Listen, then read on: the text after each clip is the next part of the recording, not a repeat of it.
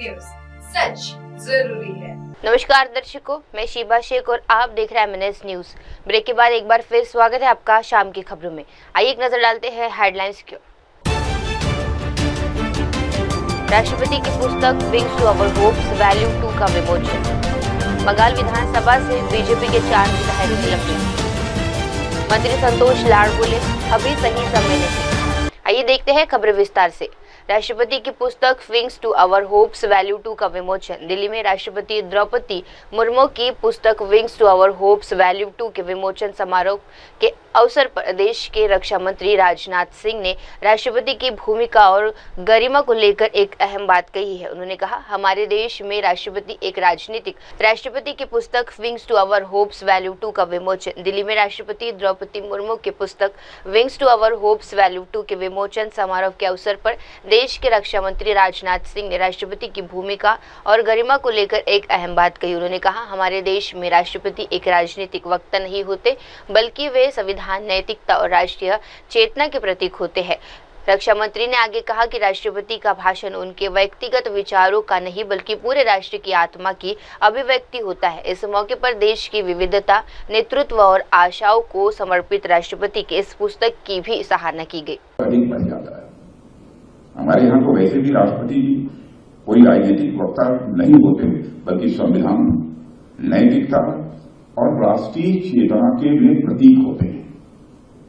उनकी वाणी में व्यक्तिगत दृष्टिकोण नहीं, बल्कि राष्ट्र की आत्मा बोलती है। मित्रों, इसलिए उनके द्वारा कही गई बातें तो और भी प्रासंगिक हो जाती हैं। हमारे यहाँ तो वैसे भी महाजनों एन गतः सतंथा कहा गया है, यानी जिस मार्ग पर महापुरुष चलते हैं वही पथ सभी के लिए अनुकरणीय हो जाता है। और राष्ट्रपति जैसी व्यक्तित्व द्वारा दिए गए स्पीचेस के संदर्भ में तो यह कथन और भी अधिक स्वाभाविक रूप से प्रासंगिक हो जाता है। जब राष्ट्रपति जी कुछ कहते हैं तो वे केवल राय नहीं देते, वे एक पथ का निर्माण करते हैं। उनकी वाणी से मूल्य, विचार और दिशा निकलती है।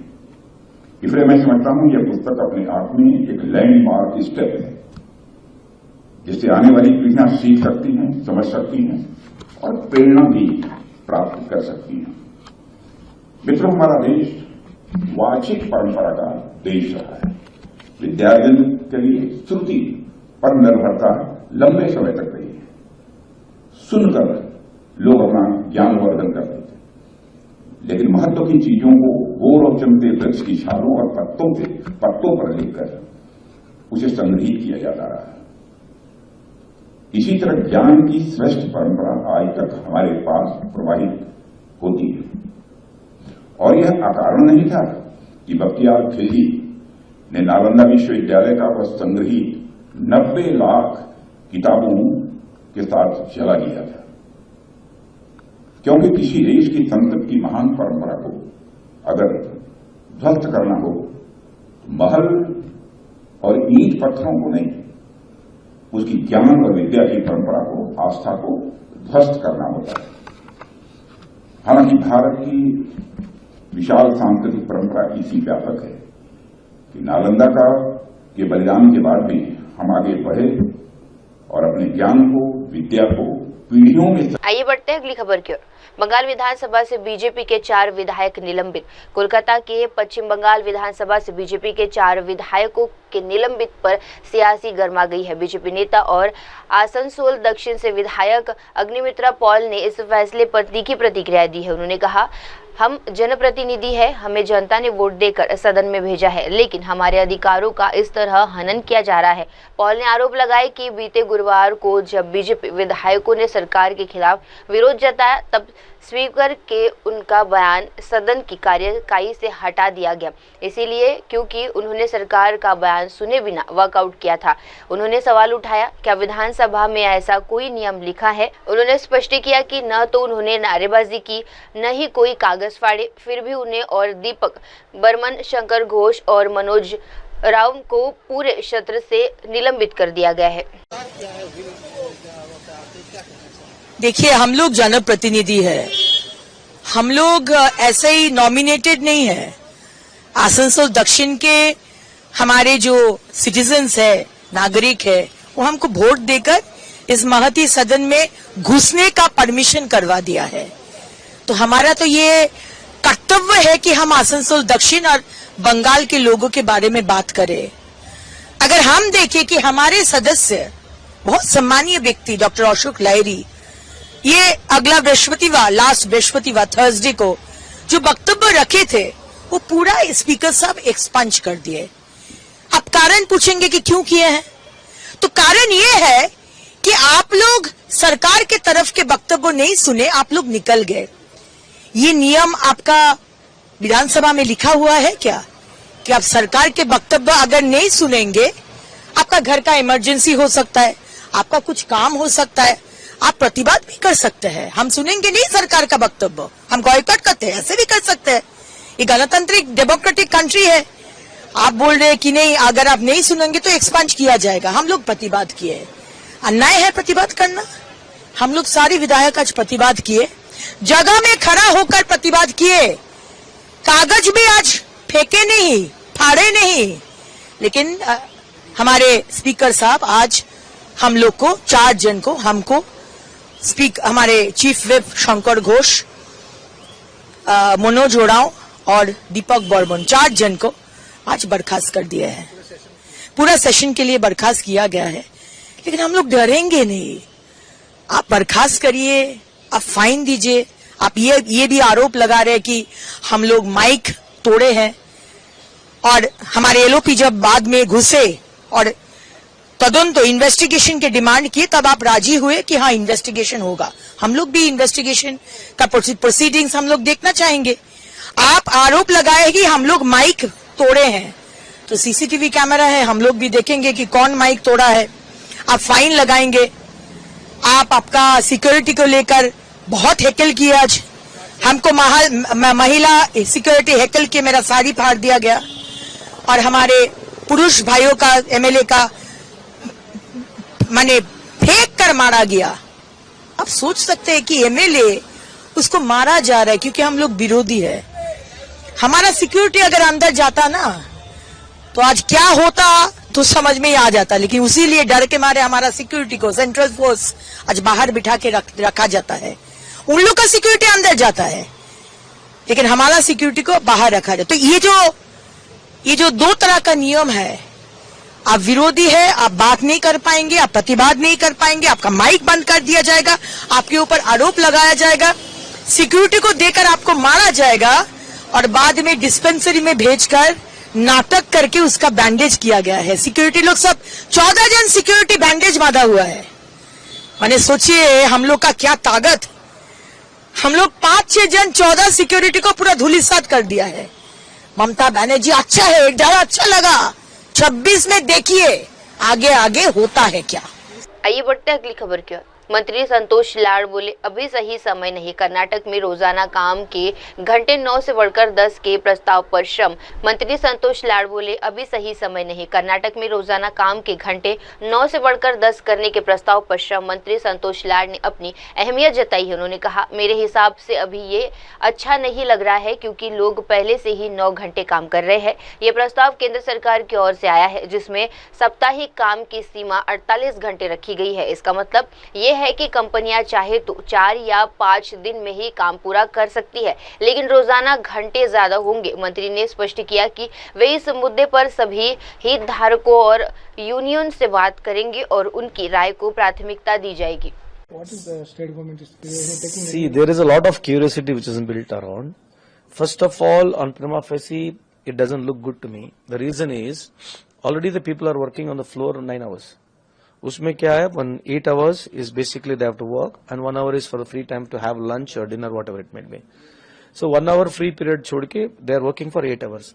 So the new rule, the proposal which they made, it's not a rule, it's a new proposal, is that why should not the enhancement has to be done from 9 to 10 hours. Means 9 hours working, 1 hour will be free period. And they want to restrict in a week, it is 48 hours. It's very tricky. So if you ask me on a prima facie, I'm not for it. But definitely, since the proposal has come from the central government itself, I would love to call every stakeholder in this aspect and I'll speak to the trade union also, which already my officials, my government has done, and as well as my secretaries have taken care of it. But still, I would call everybody, ask their opinion. In case if it comes to positive, in case people want it very badly, then I myself will approach CM and as well as all our cabinet colleagues, then only we'll take a call. But on prima facie, if you see, no, I'm not for it. In prima facie. आइए बढ़ते हैं अगली खबर की ओर। Police licence खत्म, अब सिर्फ नगर पालिका अनुमति होगी। दिल्ली की मुख्यमंत्री रेखा गुप्ता ने हाल ही में एक महत्वपूर्ण जन कल्याणकारी निर्णय की घोषणा की है। उन्होंने कहा कि swimming pool, eating house, hotel, motel, discotheque, guest house, video game parlour और मनोरंजन पार्क जैसे कुल 7 प्रकार के व्यापारिक प्रतिष्ठानों के लिए पुलिस लाइसेंस की अनुमति पूरी तरह से खत्म कर दी गई है। अब इन सभी के लिए केवल MDC, NDMC और दिल्ली कांस्टेमेंट बोर्ड की अनुमति ही आवश्यक होगी। ये कदम दिल्ली में कारोबारी को सुगम, पारदर्शी और जवाबदेह बनाने की दिशा में एक बड़ा मील का पत्थर है। मुख्यमंत्री ने कहा कि इस फैसले से प्रतिक्रिया सरल होगी, समय और लागत की बचत होगी और कारोबार में सहजता बढ़ेगी। पुलिस अब अपनी पूरी ऊर्जा जनता की सुरक्षा और कानून व्यवस्था पर केंद्रित कर सकती है। इस पूरे काम को करने के लिए पिछले 4 महीने में अनेकों डेलीगेशन हमसे आकर के मिले और लगातार इस विषय को हम केंद्र के अपने लीडर्स के सामने उठा रहे थे। और मुझे आज खुशी है कि माननीय प्रधानमंत्री नरेंद्र मोदी जी, हमारे माननीय HM साहब अमित शाह जी और माननीय उपराष्ट्रपति। आइए बढ़ते हैं अगली खबर। BS येदियुरप्पा ने कांग्रेस विधायक के आरोपों पर किया पलटवार। पूर्व मुख्यमंत्री और भाजपा नेता BS येदियुरप्पा ने कांग्रेस विधायक BR पाटिल द्वारा लगाए गए आवास घोटाले के आरोप पर अपनी प्रतिक्रिया व्यक्त की है। उन्होंने कहा कि BR पाटिल ने इस मामले में कई बातें कही है, जबकि इस सरकार के खिलाफ मोहनदास पर ने भी अपनी राय जाहिर की है। येदियुरप्पा ने स्पष्ट किया कि वे हर हफ्ते एक जिले का दौरा करेंगे ताकि जनता को इस सरकार के खिलाफ पूरी सच्चाई साझा कर सके। उनका कहना है कि इस सरकार में बने रहना नैतिक तौर पर सही नहीं है। साथ ही उन्होंने बताया कि कई अन्य लोगों ने भी BR पाटिल के बयान का समर्थन किया है, जो इस मामले की गंभीरता को दर्शाता है। I am going to tour up to 3-4 days for one day in each district. When I think most probably I will start from Bidar. So I am going to explain everything about this corrupt government. And BR Patil himself told so many things about housing scam. And Mohandas Pai also expressed his opinion about this government. These things will be discussed in detail, and I will go tour after 3-4 days in one district. In at least once in a week, one district I will tour, and will explain everything about this corrupt government. And there is no moral right to continue as the government in Siddaramaiah and Shivkumar. That's why we are going to speak to everybody throughout the state. Thank you. Dhanyavad. Sir, 50 year of emergency is going to complete on 25th. Yes, we are going to have our own program. Remember those days? You were very active as a BJP. You know very well that at the time I was in Shivamogga jail and Ballari jail and so many other places. So many persons suffered a lot at that time. Man like Atal Bihari Vajpayee and Advani ji and Murali Manohar Joshi ji and so many persons, they protested against that emergency, and we are going to explain everything to everybody in future. Thank you. After BR Patil, Raju Kage also one more MLA has also raised the same issues. Raju Kage also. Raju Kage ಅವರು ಹೇಳಿದರು. So many persons, they have supported BR Patil statement, and this is an actual fact also. So that's why we are going to explain to the people of Karnataka. आइए बढ़ते हैं अगली खबर की ओर। केजरीवाल बोले, जनता हमारे काम से खुश है। आम आदमी पार्टी ने गुजरात की विसावदर और पंजाब की लुधियाना पश्चिम विधानसभा सीट पर उपचुनाव में जोरदार जीत दर्ज की है। इस जीत को लेकर पार्टी के राष्ट्रीय संयोजक अरविंद केजरीवाल ने जनता का आभार जताया और इस पार्टी की नीतियों व कामकाज पर जनता की मुहर बताई। केजरीवाल ने कहा कि फरवरी में पार्टी के विसावदर सीट जीती थी, लेकिन वहां के विधायक पार्टी छोड़कर भाजपा में शामिल हो गए थे। आज उसी सीट पर फिर जीत जीत दर्ज कर पार्टी ने ये साबित कर दिया है कि जनता अब बिकाऊ राजनीति नहीं चाहती, जनहित की राजनीति को प्राथमिकता दे रही। फरवरी में जो चुनाव हुए थे उसमें विसावदर सीट हम लोग जीते थे। उसके बाद हमारे जो एमएलए थे वो बीजेपी में चले गए, जिसकी वजह से ये उपचुनाव हुआ। उस वक्त विसावदर की सीट पे, गुजरात की और पंजाब की लोकसभा वेस्ट की सीट पे जितने मार्जिन से हम लोग ये दोनों सीटें जीते थे 2022 में, आज उससे डबल मार्जिन से, लगभग डबल मार्जिन से ये दोनों सीटें हम लोग जीते हैं। ये बहुत बड़ा संकेत इस बात का है कि पंजाब में हमारी सरकार है। इसका मतलब पंजाब के अंदर लोग हमारी सरकार के काम से बहुत खुश हैं। पंजाब में उस टाइम 117 में से 92 सीट आई थी। कहा गया था कि एक आंधी थी आम आदमी पार्टी की। उस आंधी में जितने वोट से हम जीते थे, आज उससे डबल मार्जिन से जीते हैं।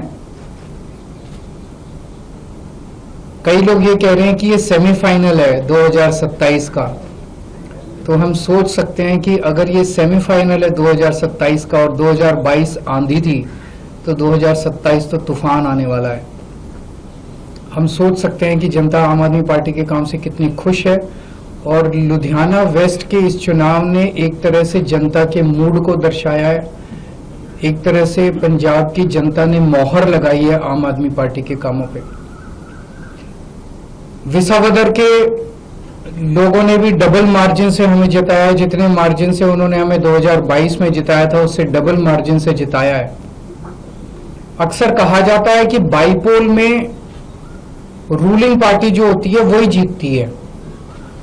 गुजरात में रूलिंग पार्टी बीजेपी है और बीजेपी की तो इतनी पकड़ है शासन के ऊपर, प्रशासन के ऊपर, पुलिस के ऊपर, सारी एजेंसीज उनके पास है।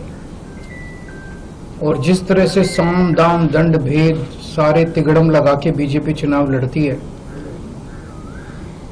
उनसे गुजरात के अंदर चुनाव लड़के जीत पाना तो बहुत मुश्किल है।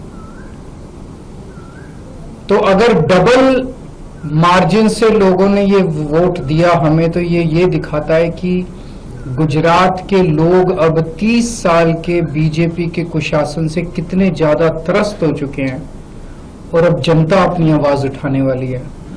आइए बढ़ते हैं अगली खबर की ओर। भदोही दौरे पर सीएम योगी आदित्यनाथ। उत्तर प्रदेश के भदोही में मुख्यमंत्री योगी आदित्यनाथ ने आज कालीन उद्योग में समीक्षा करते हुए कहा कि करीब एक दशक पहले जो उद्योग गंभीर संकट में था, उसे प्रधानमंत्री नरेंद्र मोदी की प्रेरणा और केंद्र की योजनाओं ने नया जीवन मिला है। सीएम योगी ने बताया कि आज भदोही न केवल उत्तर प्रदेश बल्कि पूरे देश के कालीन उद्योग में 60% से ज्यादा का योगदान दे रहा है। उन्होंने इसे भारत की एक प्राचीन और समृद्ध हस्तकला करार देते हुए कहा कि सरकार इसे वैश्विक पहचान दिलाने के लिए पूरी तरह प्रतिबद्ध है। मुख्यमंत्री ने अपने दौरे के दौरान विभिन्न योजनाओं और कार्यक्रमों की समीक्षा की और संकेत दिया कि आने वाले समय में कालीन उद्योग और अधिक तकनीकी विपणन और निर्णय सहयोग मिलेगा। मित्रों, मैं आप सभी का हृदय से स्वागत करता हूं।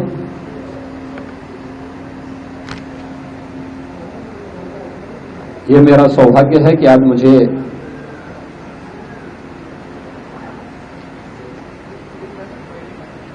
भदोही जनपद में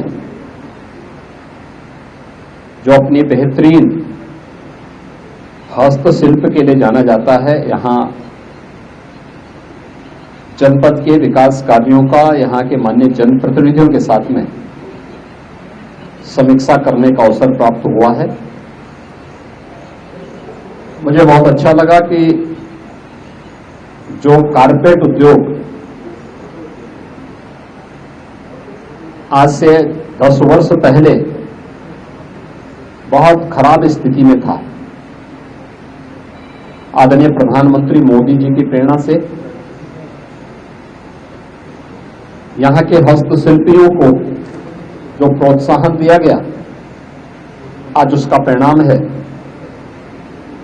कि यहाँ का कारपेट उद्योग न केवल उत्तर प्रदेश में बल्कि देश में भी एक्सपोर्ट में 60% योगदान उत्तर प्रदेश का, और उत्तर प्रदेश में जो एक्सपोर्ट हो रहा है उसमें 60% से अधिक शेयर अकेले भदोही जनपद का है।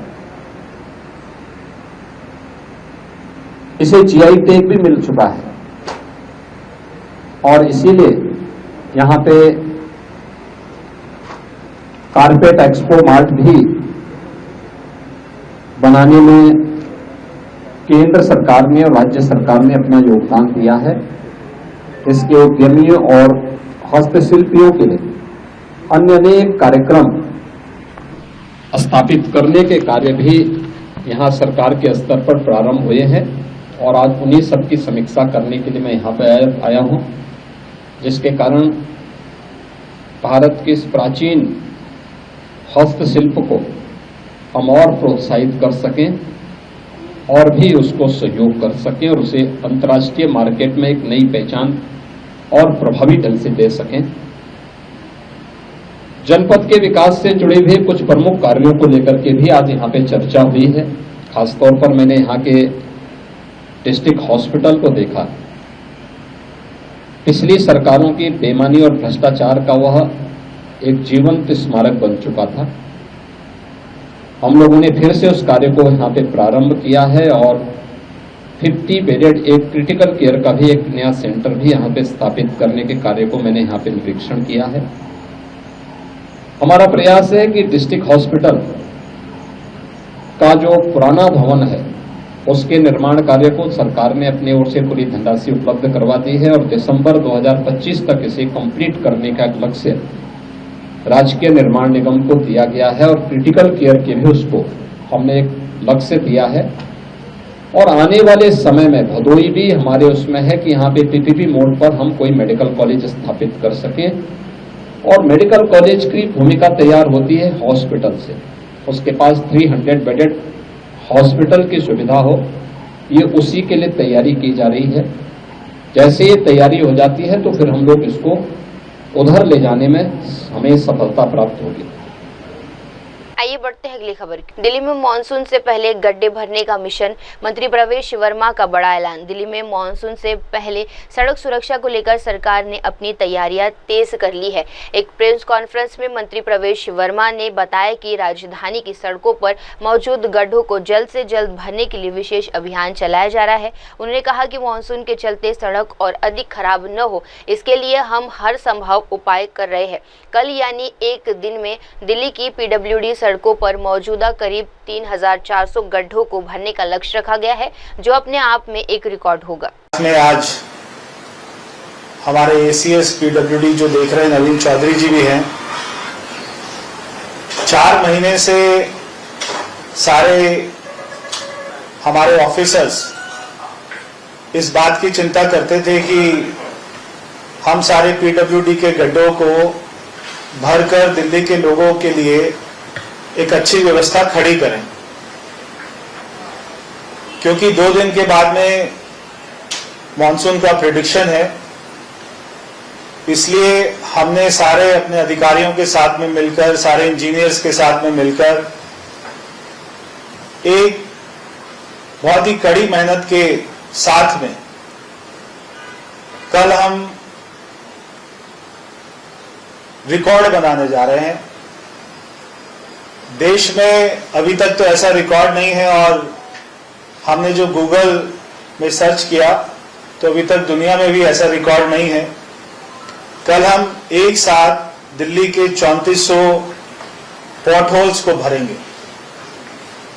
3400 गड्ढे जो पीडब्ल्यूडी की सड़कों पर हैं, वो हमने पब्लिक सर्वे से और जो हमको कंप्लेंट आती है और हमारे अधिकारियों ने, इंजीनियर्स ने, हमारे डिवीजन सबने जो रोड पर जाके सर्वे करके आइडेंटिफाई किए, ऐसे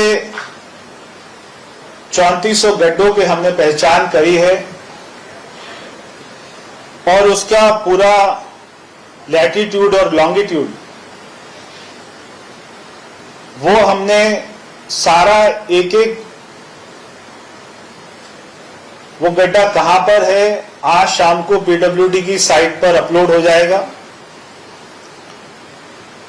कल हमारी जीपीएस इनेबल्ड वैन्स वो इनका रियल टाइम ट्रैकिंग करेगी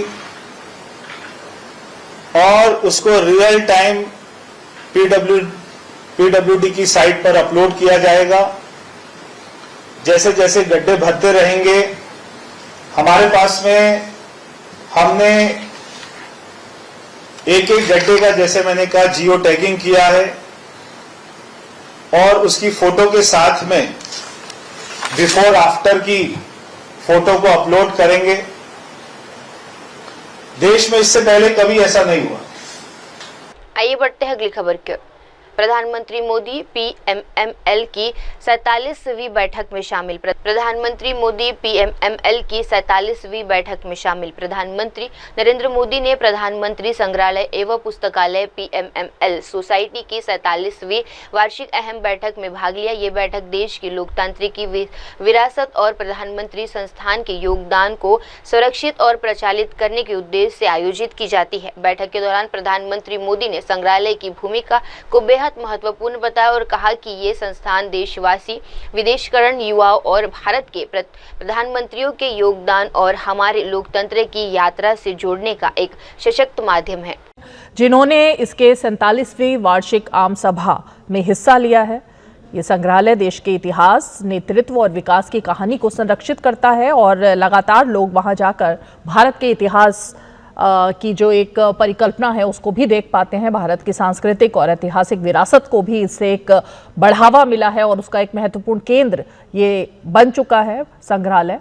प्रधानमंत्री मोदी ने इस मौके पर, जब ये बैठक थी उस मौके पर पौधारोपण भी किया है और प्रधानमंत्री ने आम सभा के सभी सदस्यों को संबोधित किया और उसमें अपने विचार भी व्यक्त किए हैं। ये सभी सदस्य जो कि आम सभा के हैं, इसमें आप रक्षा मंत्री राजनाथ सिंह को भी देख सकते हैं और आम सभा के सभी विशिष्ट सदस्य हैं, जिसमें वित्त मंत्री निर्मला सीतारमण से लेकर संस्कृति मंत्री गजेंद्र सिंह शेखावत और तमाम सदस्य, जिसमें फिल्म और राजनीति से जुड़े हुए भी तमाम नेता और कलाकार भी मौजूद हैं, जिन सब का योगदान इस संग्रहालय में मौजूद है। तो ये सभी सदस्य हैं जिसमें कि केंद्रीय मंत्री धर्मेंद्र प्रधान, केंद्रीय मंत्री अश्विनी वैष्णव और नृपेंद्र मिश्रा, जिनको कि हमने देखा कि अयोध्या में जो भव्य राम मंदिर बना उस कमेटी में भी उनकी अहम भूमिका रही और तमाम जो ये सदस्य आपको दिखाई दे रहे हैं उन सभी को प्रधानमंत्री नरेंद्र मोदी ने संबोधित किया। 47वीं ये आम सभा की बैठक थी जिसमें न सिर्फ संग्रहालय बल्कि इतिहास को संजोए रखने के लिए जो भूमिका ये संग्रहालय निभा रहा है, पुस्तकालय निभा रहा है, उन सब को लेकर एक तरीके से रिव्यू किया गया और प्रधानमंत्री ने सभी सदस्यों को अपने विचारों से संबोधित किया। आइए बढ़ते हैं अगली खबर की ओर। कालीगंज उपचुनाव जश्न में धमाका, 14 साल की लड़की की मौत। पश्चिम बंगाल के कालीगंज विधानसभा उपचुनाव में जीत के बाद तृणमूल कांग्रेस द्वारा आयोजित एक जश्न में बड़ी दुर्घटना में बदल गई। जश्न के दौरान हुए विस्फोट में 14 साल की एक लड़की की दर्दनाक मौत हो गई, जिससे पूरे इलाके में शोक और आक्रोश का माहौल है। इस दुखद घटना के खिलाफ भारतीय जनता पार्टी ने विरोध प्रदर्शन किया और राज्य सरकार से सख्त कार्रवाई की मांग की है। भाजपा नेताओं ने आरोप लगाया कि टीएमसी के कार्यकर्ता लापरवाही और अवैध पटाखों के इस्तेमाल में शामिल थे, जिसकी वजह से ये हादसा हुआ। प्रदर्शन के दौरान भाजपा ने पीड़ित परिवार के लिए न्याय और विस्फोट की उच्च स्तरीय जांच की मांग के साथ ही उन्होंने राज्य की सरकार पर कानून व्यवस्था की विफलता का आरोप भी लगाया है।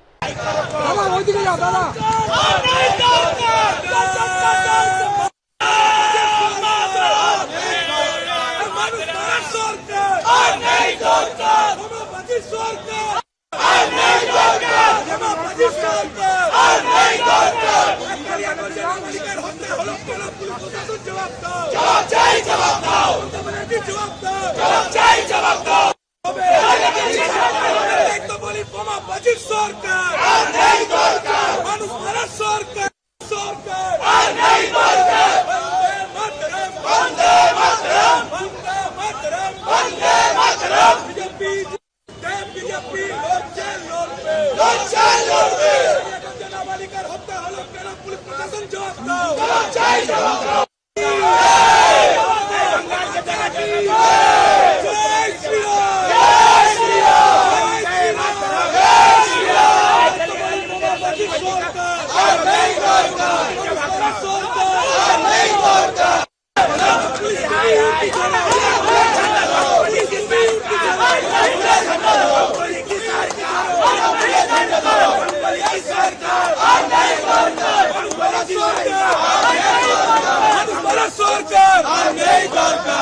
বাহিনী সরকার কালিয়াগঞ্জে নাবালিকার হত্যা হলো কেন? পুলিশ প্রশাসন জবাব দাও, মমতা ব্যানার্জি জবাব দাও, জবাব তোমায় দিতেই হবে,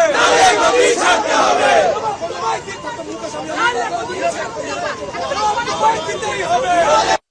বন্দে মাতরম, বন্দে মাতরম, বিজেপি জিন্দাবাদ, জিন্দাবাদ, জিন্দাবাদ। কালীগঞ্জে নাবালিকার হত্যা হলো কেন? পুলিশ প্রশাসন জবাব দাও, জবাব দাও, মমতা ব্যানার্জি জবাব দাও, জবাব দাও। তৃণমূল সরকার আর নেই দরকার, বোমাবাজির সরকার আর নেই দরকার, বোমাবাজির সরকার আর জবাব দাও, জবাব দাও, জবাব দাও, ছাড়তে হবে, জবাব দাও। কি হচ্ছে? বিজেপি জিন্দাবাদ, বিজেপি জিন্দাবাদ, বিজেপি জিন্দাবাদ।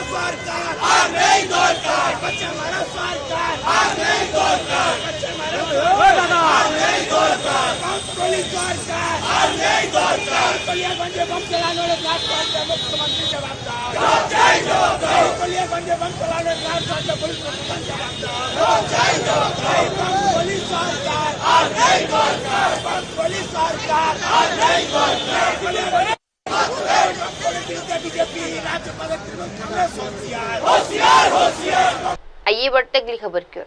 मल्लिकार्जुन खड़गे ने क्षेत्र में शांति पर जोर दिया।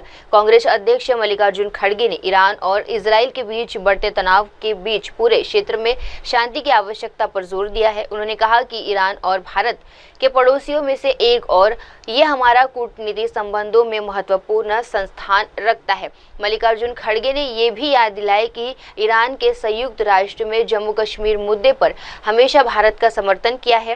उनका मानना है कि क्षेत्रीय विकास और स्थिरता तभी संभव है जब देश के बीच शांति बनी रहेगी। शांति चाहते हैं। ईरान तो पहले से हमारा नेबर है और हम ईरान से आया है।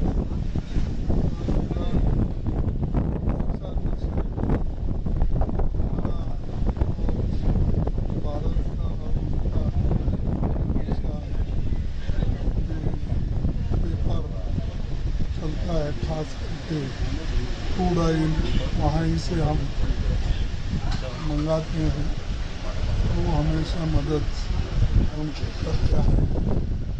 उसके अलावा भी जब जम्मू कश्मीर का प्रॉब्लम के बारे में यूएनओ में सवाल उठा था, उस वक्त भी उन्होंने हमारी तरफदारी की।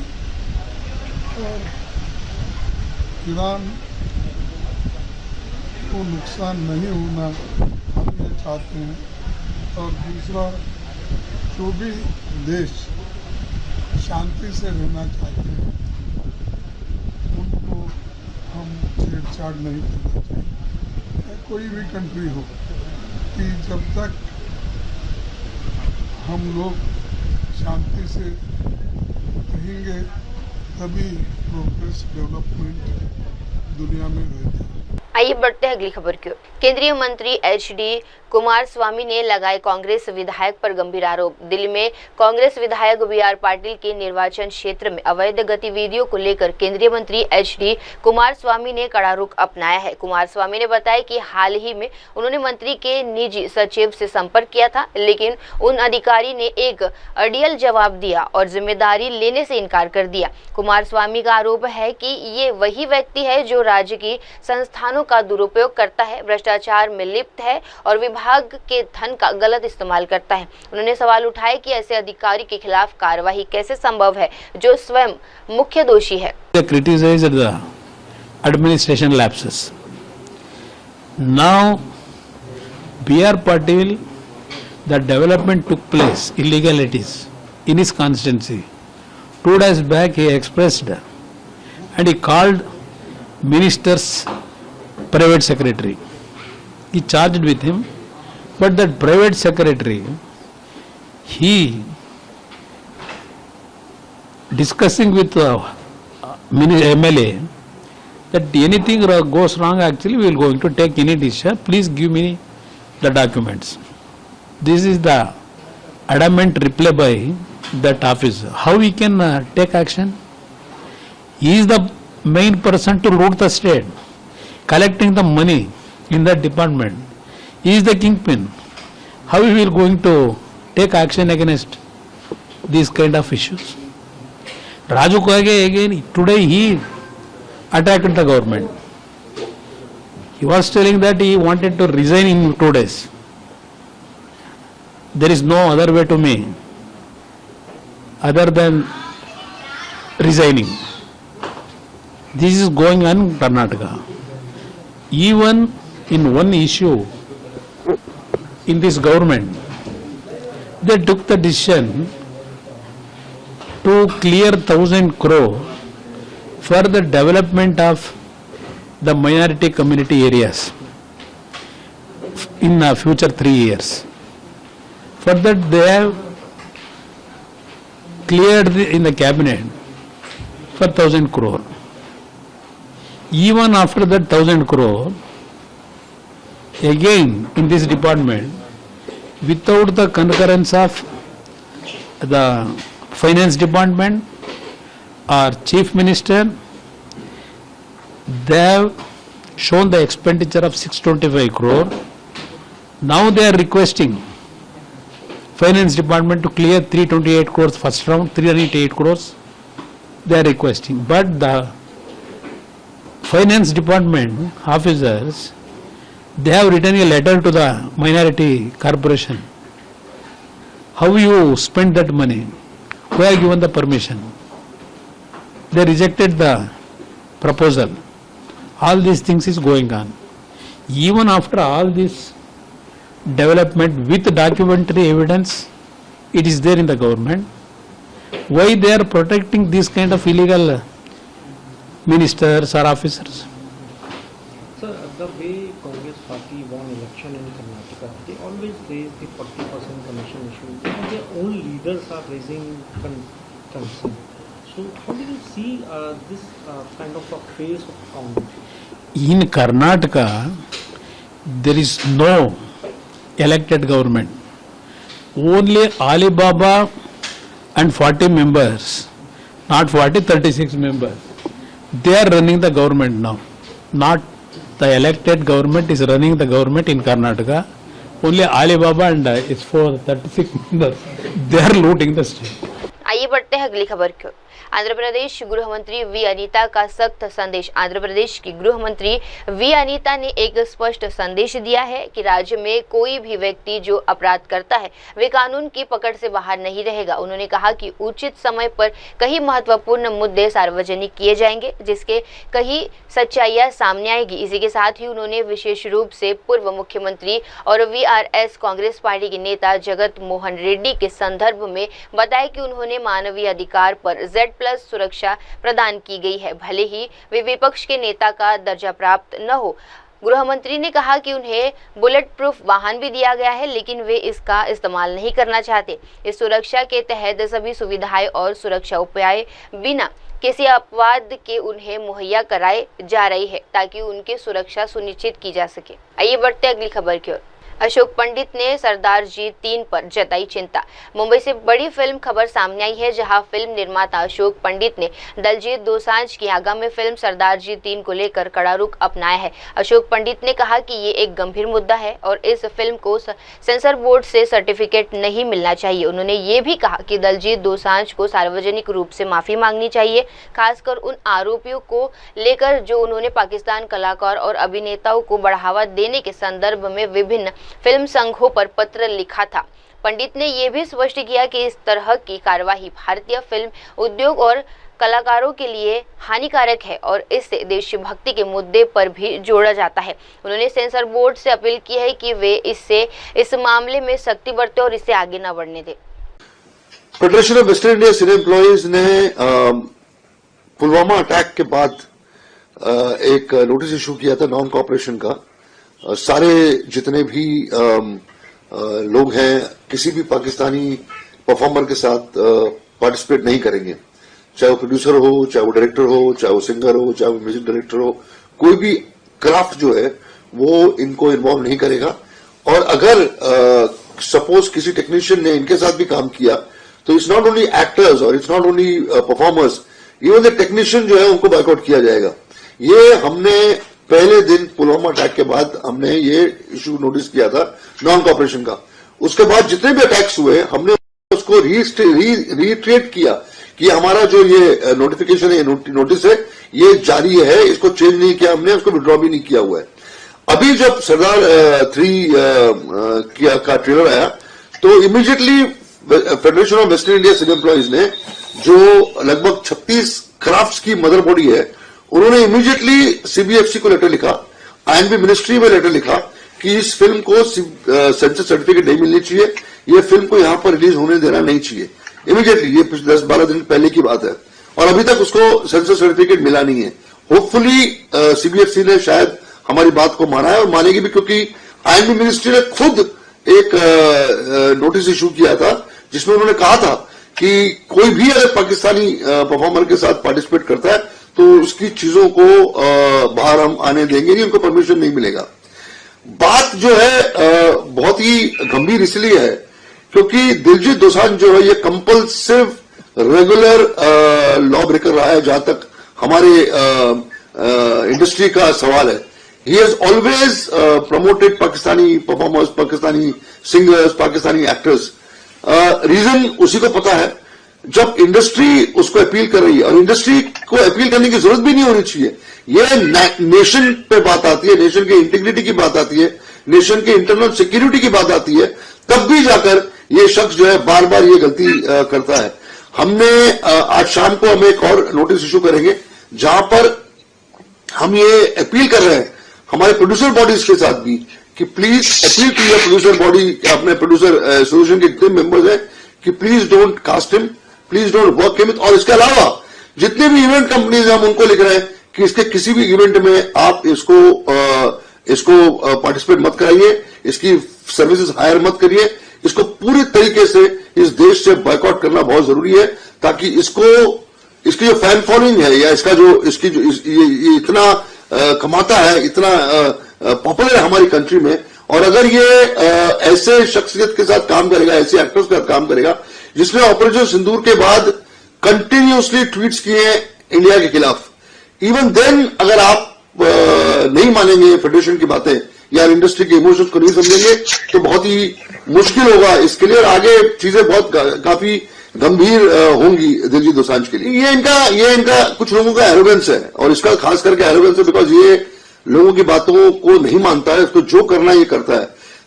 लेकिन इस बार जो ये हुआ है सरदार 3 का जो इशू है ये बहुत ही सीरियस हो गया है, और it's not only organisation, it's not only film industry.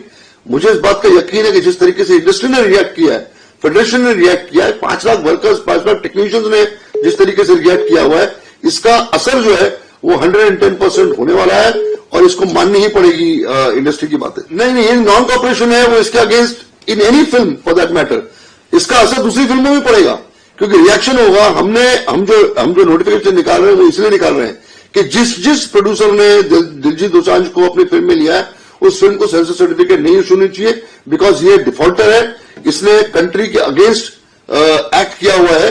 तो he should literally suffer from all sides of the industry. इसका असर होगा। इसको ये जितने भी लोगों ने इसको लिया हुआ है एक ट्रेलिंग इफेक्ट तो पड़ने ही वाला है दूसरे प्रोड्यूसर्स के ऊपर, इसमें कोई दो राय नहीं है। He has to come in forefront and apologise. कुछ ना कुछ तो इसको करना पड़ेगा, अदरवाइज चीजें जो है इतनी आसान नहीं है दूसरे प्रोड्यूसर्स के लिए भी। और हमने जब इंडिकेशन दिया था, हमने जब लिखा था सारे प्रोड्यूसर्स को, सारे प्रोड्यूसर बॉडीज को कि शख्स के साथ काम नहीं करना चाहिए क्योंकि ये कॉन्स्टेंटली रेगुलरली पाकिस्तानी आर्टिस्टों के साथ और पाकिस्तानी कलाकारों के साथ ये काम करता है, इसको बॉयकॉट करना चाहिए। और नॉन कॉपरेशन जब इसके अगेंस्ट इशू हुआ है, फिर भी आप क्यों इसको ले रहे हो? इसके साथ काम करना और किसी पाकिस्तानी के साथ काम करना बात तो एक ही है ना, कोई डिफरेंस नहीं है। बिकॉज इसने हर वक्त प्रमोट किया पाकिस्तानी एक्टर्स को और पाकिस्तानी परफॉर्मेंस। आइए बढ़ते हैं अगली खबर की ओर। सरदारजी 3 को लेकर विवाद गहराया। मुंबई में दलजीत दोसांझ की आगा में फिल्म सरदारजी 3 को लेकर विवाद तेज हो गया है।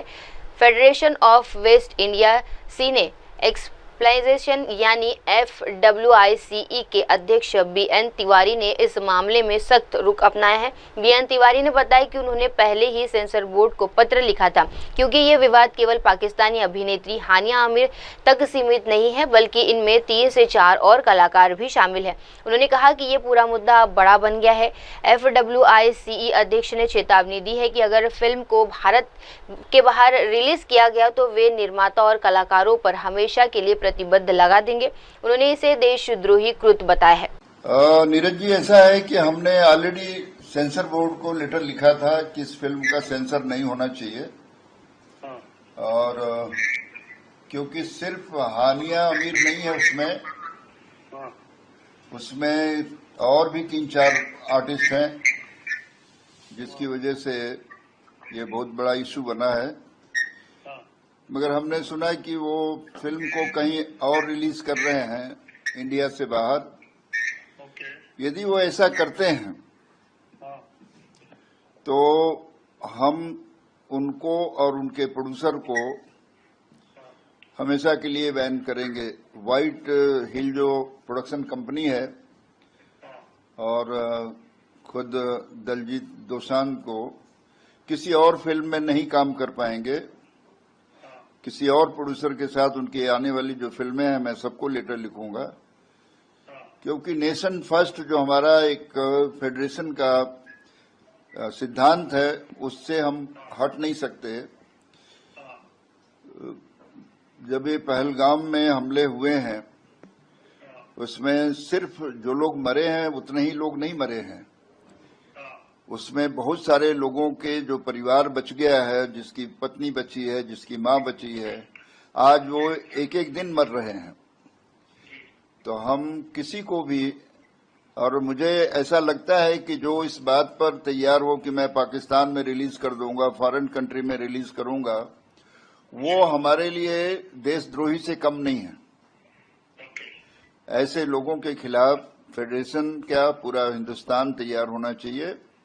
और इसका लेटर जो है मैं होम मिनिस्ट्री से लेकर के आईबिन मिनिस्ट्री तक भेजूंगा, PM हाउस तक जाएगा लेटर कि ये ऐसे प्रोड्यूसर और जो निरीह सिर्फ पैसे के लिए देश के साथ खिलवाड़ करते हों उन्हें बिल्कुल हिंदुस्तान में वेलकम नहीं किया जाएगा। बिल्कुल पड़ेगा। हिंदुस्तान की किसी भी फिल्म में जो काम कर रहे हैं, मैं बॉर्डर फिल्म के लिए भी उनको लेटर लिखेंगे क्योंकि हमें जब पता चल गया है कि वो आदमी जो है गलत काम कर रहे हैं तो न वो गाना गा पाएंगे कहीं, नहीं उनके कोई गाने रिलीज करेगा, नहीं वो किसी फिल्म में काम कर सकेंगे। क्योंकि इतराज का मतलब ये नहीं है कि उस फिल्म से हमारा इतराज है।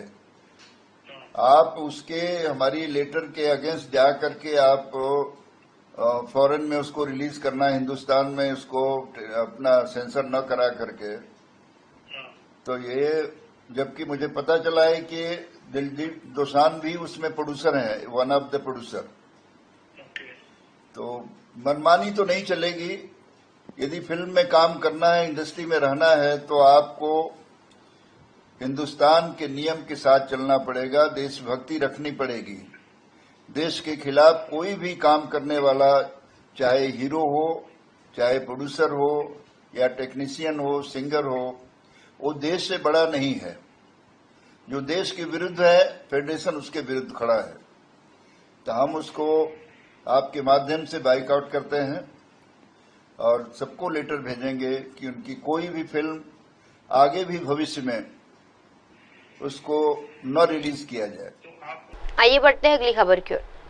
12 में भारी बारिश के बाद बाढ़ जैसे हालात। राजस्थान के 12 जिले में बीते कुछ दिनों से लगातार हो रही भारी बारिश के चलते बाढ़ जैसी स्थिति पैदा हो गई है। नदी, नालों और उफान पर आने वाले कई गांव में पानी भर गया है, जिससे जनजीवन बुरी तरह प्रभावित हुआ है। हालात को देखते हुए जिला प्रशासन ने तुरंत बचाव अभियान शुरू किया। राज्य आपदा मोचन बल यानी SDRF की टीमें भी मौके पर पहुंचकर राहत कार्य शुरू किया। इस अभियान के तहत 29 लोगों को सुरक्षित स्थानों पर पहुंचाया गया। साथ ही लगभग 2450 भेड़ों को भी सुरक्षित निकाला गया है।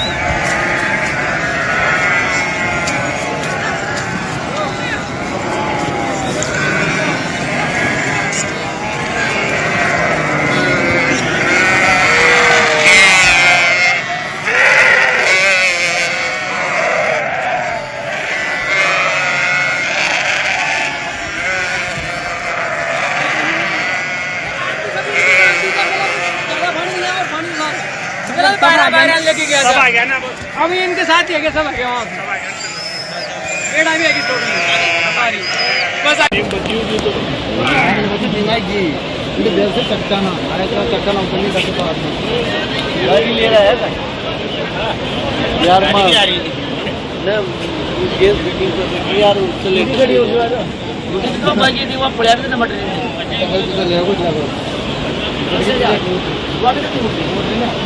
यार लगा दे नीचे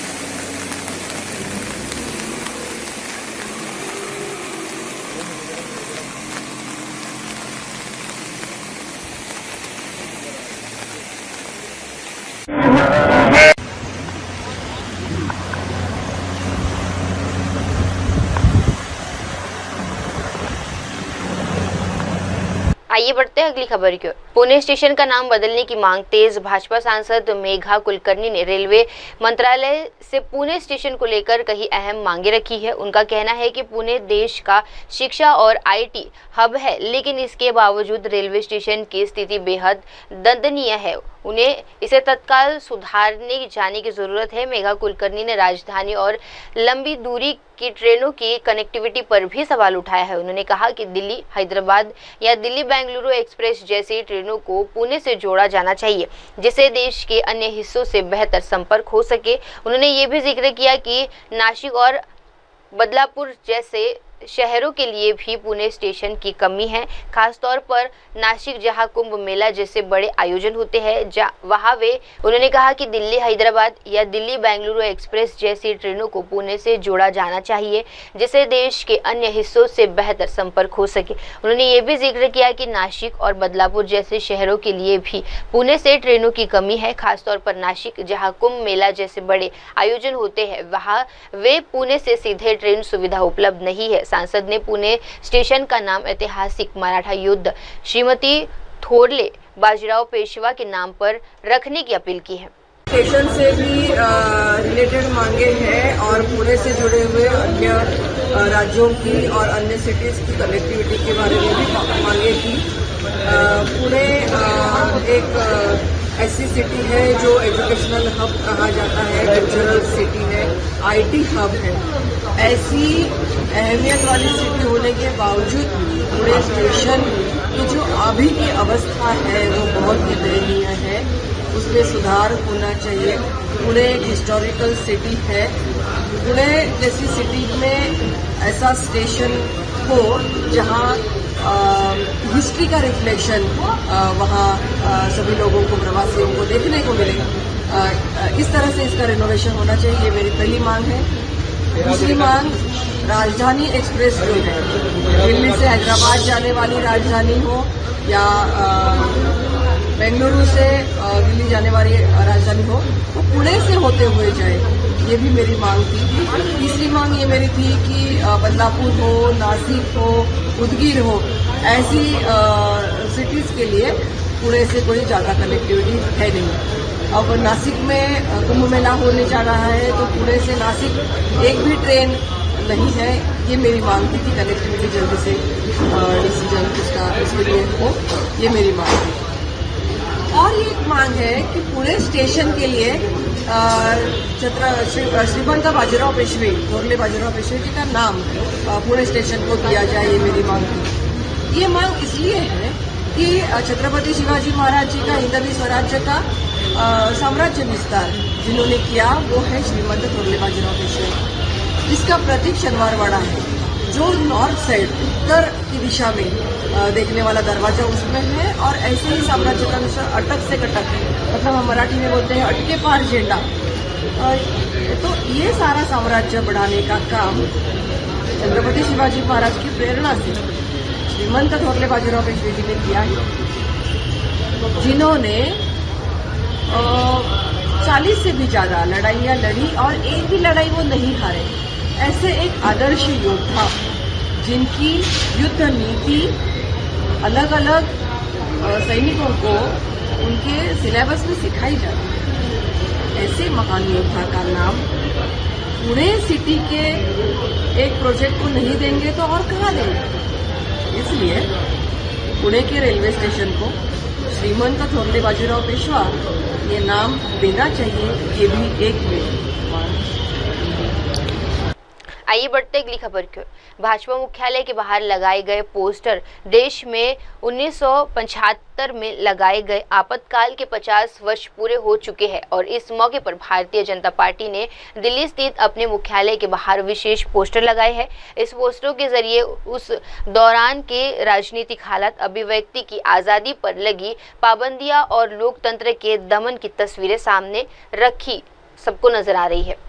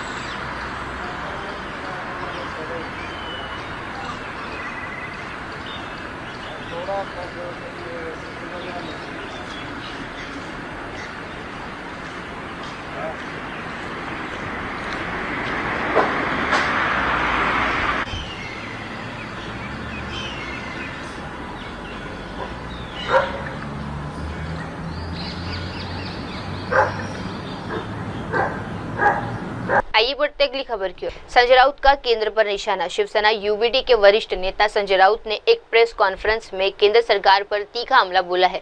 राउत ने कहा कि महाराष्ट्र पर जबरन हिंदी थोपने की कोशिश की जा रही है, जबकि ऐसा रवैया गुजरात में क्यों नहीं अपनाया जाता। उन्होंने महाराष्ट्र के मुख्यमंत्री देवेंद्र फडणवीस और उप मुख्यमंत्री एकनाथ शिंदे पर निशाना साधते हुए कहा कि वे प्रधानमंत्री नरेंद्र मोदी से ये सवाल क्यों नहीं पूछते कि हिंदी सिर्फ महाराष्ट्र के स्कूलों में ही क्यों थोपी जा रही है। राउत ने कहा कि मुंबई देश का हिंदी सिनेमा और संगीत का केंद्र है। यहाँ लोग हिंदी से प्यार करते हैं, लेकिन जबरन थोपी गई कोई भी चीज स्वीकार नहीं की जाएगी। उन्होंने ये भी कहा कि महाराष्ट्र राष्ट्रभक्ति और विविधता के लिए जाना जाता है। हमें हिंदी से कोई दिक्कत नहीं है, लेकिन भाषा के नाम पर राजनीति नहीं होनी चाहिए। देवेंद्र फडणवीस और यहाँ जो अपने आप को शिवसेना मानने वाले डुप्लीकेट लोग हैं, एकनाथ शिंदे जैसे, उसने नरेंद्र मोदी जी को यह सवाल पूछना चाहिए, जो हिंदी भाषा की जो हमारे स्कूलों में जबरदस्ती की जा रही है, वो गुजरात में क्यों नहीं। मुंबई और महाराष्ट्र को हिंदी सिखाने की जरूरत नहीं है।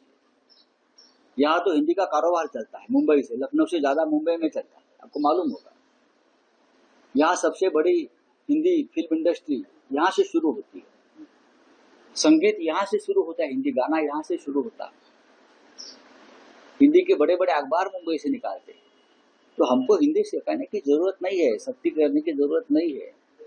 गुजरात में जाइए, नरेंद्र मोदी और अमित शाह ने कहा है कि मैं गुजराती हूँ, हिंदी नहीं हूँ। यह अमित शाह की भाषा है। मैं गुजराती हूँ, हिंदी नहीं हूँ। हम लोग नहीं कहेंगे। हिंदी है वतन हमारा, हिंदुस्तान हमारा। ये कहने वाला ये महाराष्ट्र राष्ट्र के प्रति समर्पित है। किसी भाषा के प्रति हमारी नफरत नहीं है। हम हिंदी से प्यार करते हैं, करते रहेंगे। हम जब दिल्ली में जाते हैं, मुंबई से बाहर जाते हैं, तो पूरे व्यवहार हम हिंदी में करने की कोशिश करते हैं, चाहे नॉर्थ हो या वेस्ट हो।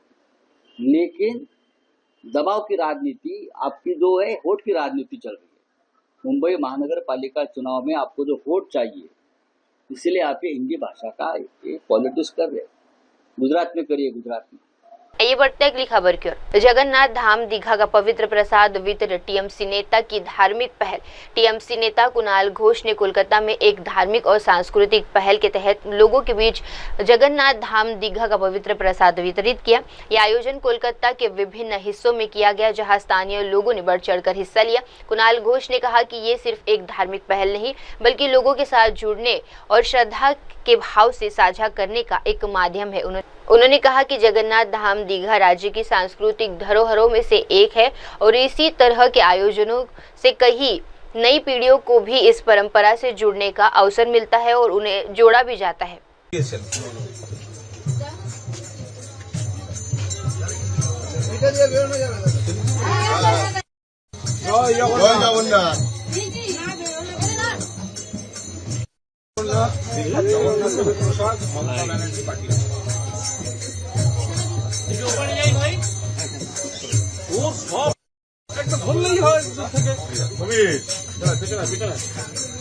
আপনি চলে আসুন। কি করছিস?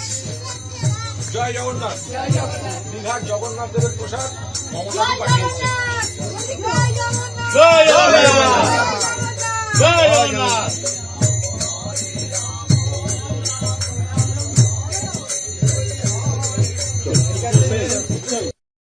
ঠিক আছে, দীঘার জগন্নাথ দেবের প্রসাদ মমতা ব্যানার্জি পাঠিয়েছে, আর ওনাদের একটু দিয়ে দেবেন।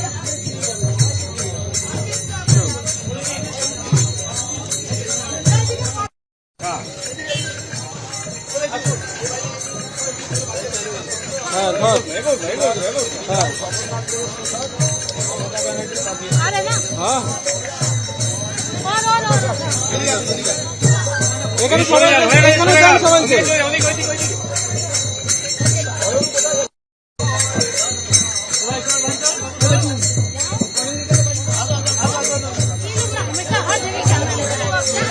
वही तो खराब कर रहा है। বাচ্চা দিয়ে শুরু করবে।